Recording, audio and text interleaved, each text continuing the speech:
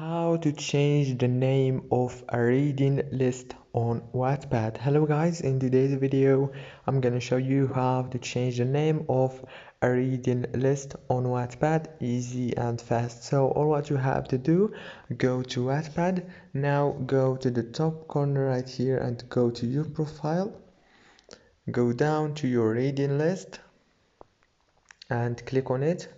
The name of my reading list now is fantasy and I want to change the name. All what you have to do is go to the top corner, click on those three dots and click rename reading list. Now you can change the name easy and fast. If this video was helpful, please don't forget to like and subscribe, and thank you so much for watching this video until the end.